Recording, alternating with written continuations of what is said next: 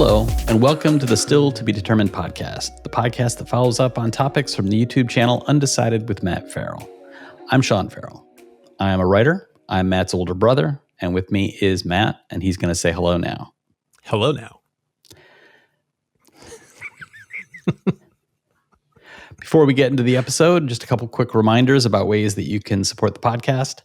You can like this video, or you can share the podcast with your friends, or you can go to stilltbd.fm. There's a link on that page. You can throw some coins in our cookie jar. However you choose to support us, we appreciate it. All the support does really help. And also a few comments on our last episode where we were talking about space mining. Tim Longson wrote, space mining and bringing back, quote, precious metals affecting the, quote, value of the existing amounts on Earth. I say good. The idea that people are so insecure that not only do they want something like gold, but they want others to not have it because it's rare is childishly selfish.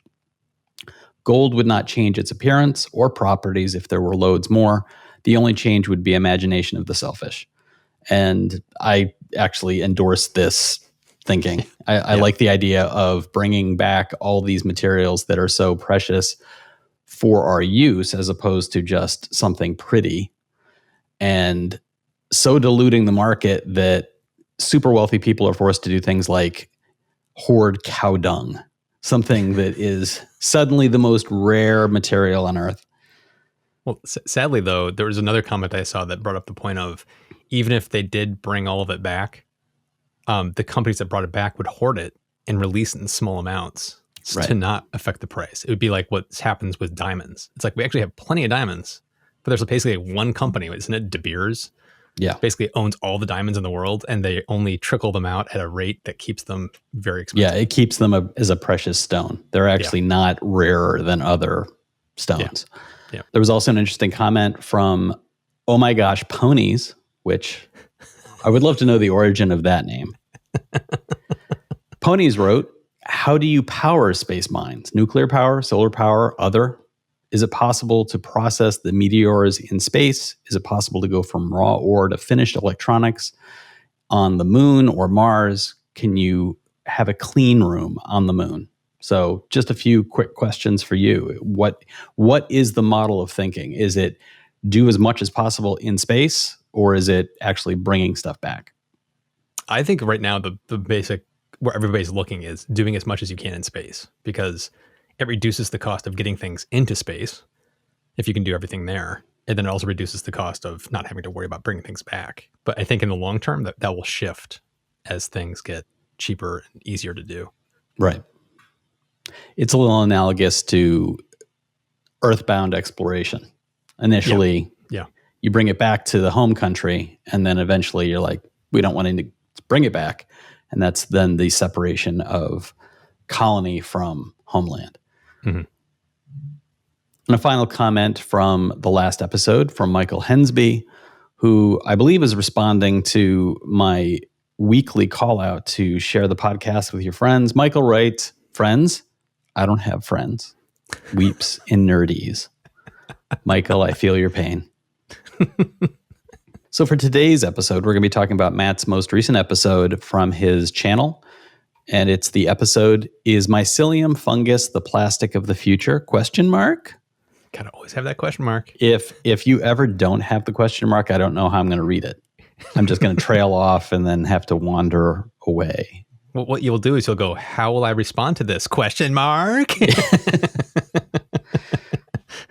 This episode dropped on June 22nd, 2021.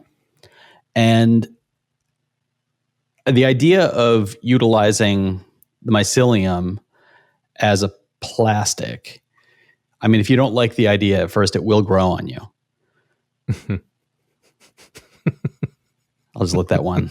Let that one sit. I'll just let that one simmer. Let it seep in. Yeah, let everybody soak in that for a little bit. This generated a lot of response in the comments, including from Disgusted Luigi. Again, I would love to know the origin of this username. Luigi writes, even if mycelium only replaces plastic in packaging, that's an enormous win. Yeah. This is it, and that taps into a really great idea that sometimes massive change is made in very small ways. Mm-hmm. Here in New York City, I think we're just past the 1 year anniversary of our no plastic bags introduction, which started, strangely enough, shortly after the pandemic shutdown of New York City in early March. In April, I believe it was, we went into the city ordinance that had gone through the legal system. Basically, bag manufacturers sued the city to stop the city from banning the use of plastic bags. Yeah. Among other things that were also banned, styrofoam containers in takeout food. Straws are in short commodity now, and if you do find them, very often you find them as paper straws. But plastic shopping bags that you would get at the grocery store. And it was not unusual. You go out for an afternoon walk, you go to a few stores, you come back with 8 to 10 new plastic bags that, of course, you have no use for, and throw them away or stick them in the back of a closet with the somehow concept that, well, I'll use these in the future. You never do. Mm-hmm. And so now we've entered this new year that we've just finished of going into stores and basically being told, we can sell you a reusable bag for a fee, or we can give you a paper bag also for a modest fee. It's similar to buying a can of soda where you put down a deposit. You get a paper bag now, it costs you 5 cents. It's all for the encouragement of have a reusable bag that you just use. Yep. Carry something with you. And it's a little hit or miss in my personal life. Very often I decide, well, I'm going to go shopping, and I'm at the store when I realize I didn't bring a bag with me. I don't have anything to carry. So I do have to pay the deposit for paper bags, or I've purchased a few reusable bags from some of the grocery stores. The biggest change that came out of all of this, the streets are cleaner. Yeah. It was not unusual around my neighborhood to see tumbleweeds made of plastic bags blowing down the sidewalk, blowing in the road, getting caught in trees, looking disgusting. It made the neighborhood look dirty. A simple thing like that has had an impact where plastic bags being gone simply removed waste from our streets. It was not unusual to throw stuff away in the garbage, and then for whatever reason, the garbage spills out and those bags end up going everywhere. Right. So it's little things like that. I think that this comment about packaging, mycelium packaging, if people don't yet have the ability to, you showed a brick, the mycelium brick. Yep. If that's not able to be used for actual housing, there are still so many things that mycelium could replace. Yes. That would have a huge impact. Do you have a few other examples that come to mind quickly about a place where something like this could be used that would have a small but continued impact moving forward? Well, most of the places that you're seeing it now are just in the packaging realm. So it's like when you get shipments of like a wine bottle or something like that, like you have the container that inside the container holds the thing in place so it doesn't get jostled around too much and doesn't break. It's like that's the number one place where you're kind of starting to see this a lot. And that brick I bought is the kind of it wasn't meant to like build something with. It was a sample brick that I bought. But the company, they have samples that you can buy of all these different styles of packaging that you can get to do pretty much anything you want. It's like anything that you can imagine that plastic would be used for in a shipping kind of container. It's like they can do it. And so it's like that's where it's all at right now. And then if you look beyond that, it's the things like the food items, like the fake meats, the fake leathers that are getting used in shoes. That one to me was the most interesting because it's like when you think about, oh, well, this is a biodegradable product. How's it going to hold up on a shoe, which is going to get wet from time to time and all this kind of stuff? It's like it's going to last as long as a normal material would on that shoe. So they are very durable. So it's a fake leather. It's a grown leather. Yeah. And this is actually something that Keith Price commented on your video. He said, I'm having a hard time reconciling the biodegradability of the substance with the longevity. if the stuff breaks down quickly, how can it be used in products that last for months or years? Well, So is there something Yes, about a treatment that it goes through after it's put in the shape of like shoe leather? Does it go through a treatment process, or is it just inherently, can it be grown in such a way that it has a toughness that would last for a year? So you could wear the shoes out, and then when you throw them away, they would break down over time. it has a toughness, and you're basically cooking it, you're baking it, which kills it and gives it some strength. But the breaking it down, the thing that I probably didn't explain it well in the video is you're composting it. So it has to be in an environment that is moist and dark and full of microbes that are going to kind of eat away at it. It's like a house that's made of wood. Wood doesn't just rot in a year. It's like if you took that wood and put it in a compost heap, it would degrade in a few months. But when it's on your house, it's not in that setting with the microbes and the moisture and all that kind of thing. So it can last for 100 years. Right. So it's the same thing with this. It's like it can last a very long time if it's used properly. But when you want to dispose of it, you can compost it, and in 30 to 45 days, it's broken down. So it's kind of the best of both worlds. So think about it in the terms of, several comments came up about this, is think about it like wood. It's like wood is an organic material that's very strong, lasts a long time, but you can easily break it down if you put it in the right environment to break it down. It's a little bit of a mind puzzle to think, well, I can make this into a shoe, or I can make this into a brick, or I can eat it. tasty mushroom. It's that leap that's very interesting to me. And you mentioned it's because there's something about the growth of fiber in the mycelium that is similar to meat fiber, which you said a couple of times in your video. I'm sorry if this is gross. And there were people commenting like you're currently describing eating what is in a category with vegetables. You're describing. Yeah, I wasn't saying it's gross from the sense of eating a mushroom is gross. I was saying it from the point of view of a vegan or a vegetarian that doesn't eat meat because they don't want to eat an animal, and having to talk about it as it's just like muscle. It's like, that's the part that I was talking about. It's gross. It's from a vegan's perspective. Like, my wife is vegetarian and she doesn't eat meat because she loves the animals and she doesn't want to hurt the animals. And so I was thinking about it from her perspective of somebody that doesn't want to think about, oh, muscle tissue. It's like, yeah, this thing that's, this vegetable, it's just like muscle tissue. It's like, I thought that was going to be gross from their perspective. Okay. Looking back on it. Yeah. I think that in my approach to it, it would be, if they're not interested in eating muscle tissue at all, they're not going to be eating that bacon or fake meat to begin with. So what do they care if you're talking about it's like muscle tissue? Sure. To them, it's all in the category of not my thing. It's like, was it Impossible Burger? Yeah. I've become obsessed with Impossible Burger, and my wife and I was eating a ton of it before she would even touch it. And part of the reason she didn't want to touch it was I kept saying, it's just like real meat. It's like, oh my God, it's juicy like real meat. And look, it's pink and it's juicy. It looks like blood. And she was like, squeeze it looks like it's got blood. And she was like, I want nothing to do with this, because it was too close to being real. And then I finally convinced her to taste it, and she actually really, really liked it. So it's like, it was from her perspective. I was thinking. Right. So this is all before you found out that Beyond Burger is made out of people. Yes. Okay. But it's still delicious. Yeah. You are what you eat. So one of the questions, this came from Penny Lane. Penny wrote, so the forms for the mycelium to grow in, are they called molds or molds with a U in the UK? And Penny jokingly touches on a good question.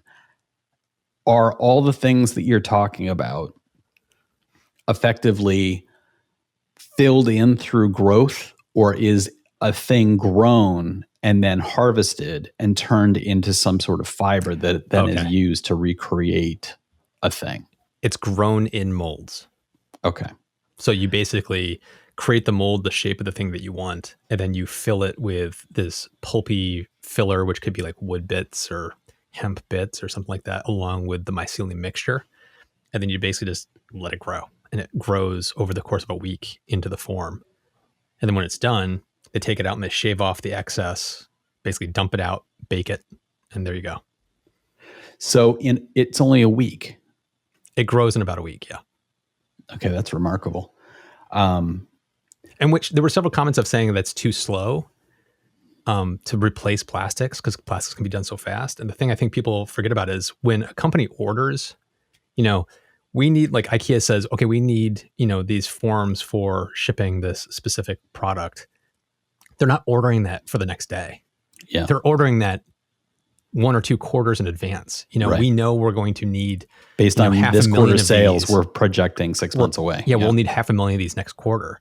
So it's like you just ramp it up. It's like it doesn't matter that it takes a week or if it takes a day. It's like the companies can scale it to fit whatever the orders are ahead of time. So it's like that week time frame is not going to hold it back. Right.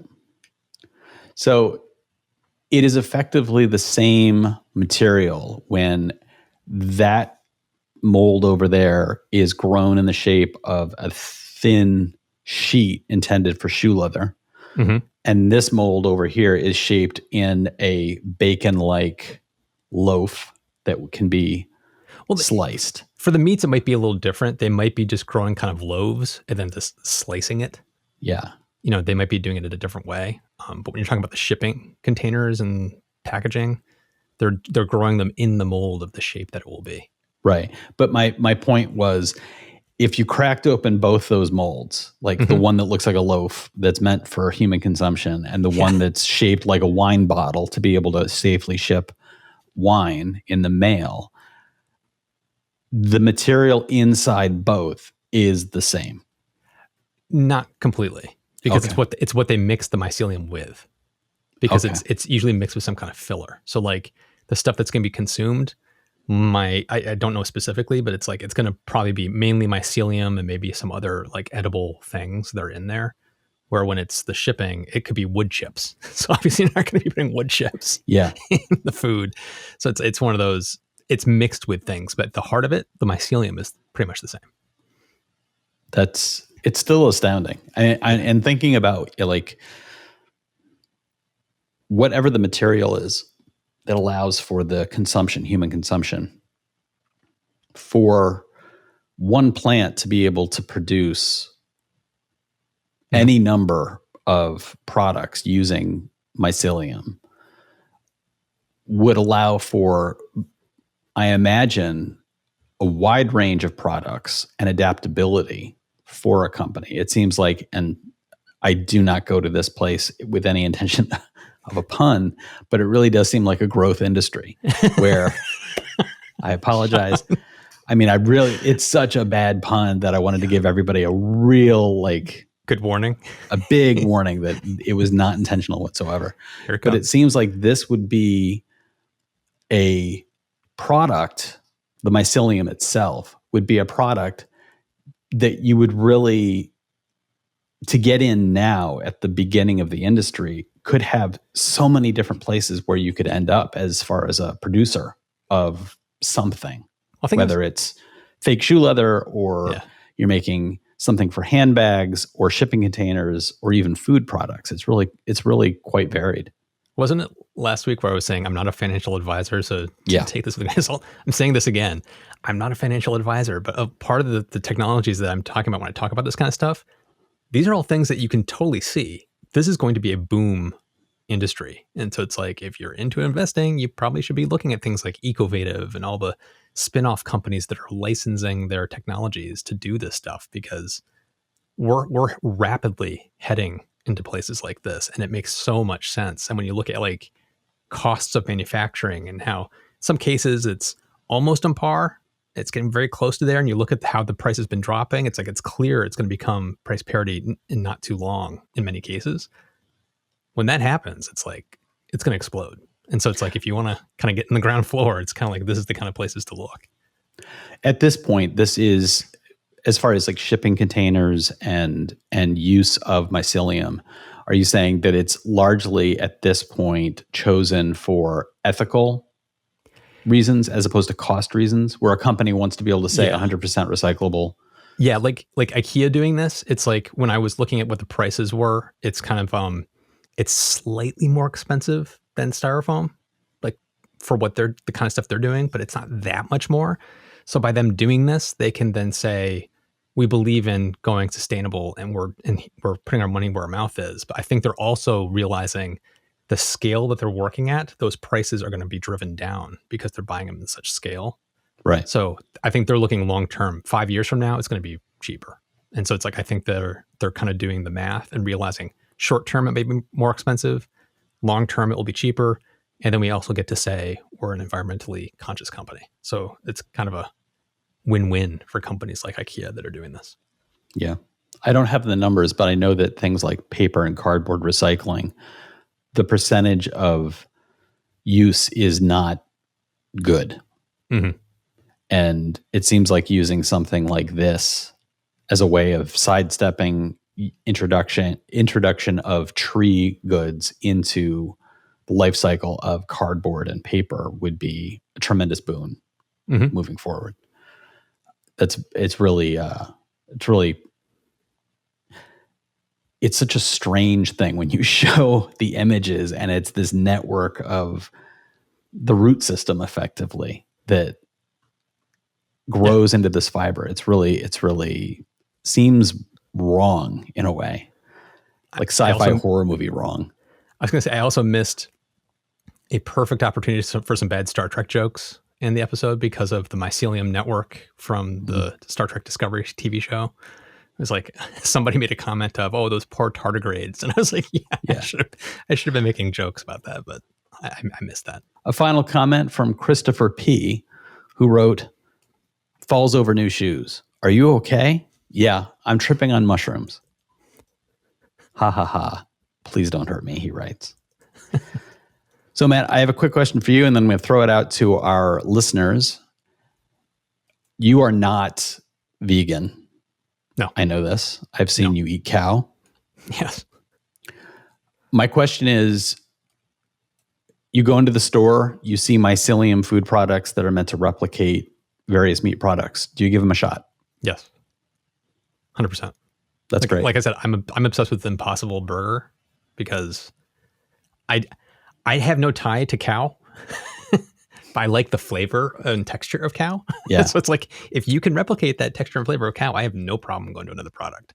So it's like, if you can give me faux bacon as mycelium that tastes a lot like real bacon, count me in. I'm right there. Yeah, I'm with you. And if they can grow it in patty shapes and convince me that I'm eating a Whopper, I got no problem. So our listeners, let us know what you think. Would you eat mycelium?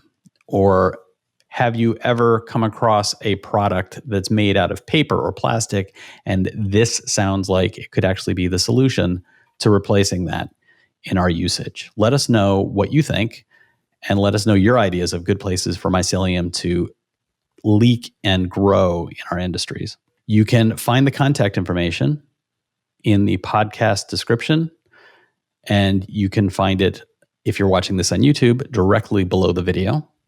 You can reach out to us there in the comments. We do have a way for you to directly support the podcast. You can visit stilltbd.fm, and you'll see the support the podcast link there. There's a cookie jar there waiting for your coins if you're willing to give. And even if you're not willing, there are many ways that you can support us simply by listening, viewing, rating, reviewing, sharing us with your friends. All of those really do help the podcast. Now, the podcast helps the channel helps Matthew, and then Matthew grows mold in his basement. Thanks so much for listening, everybody. We'll talk to you next time.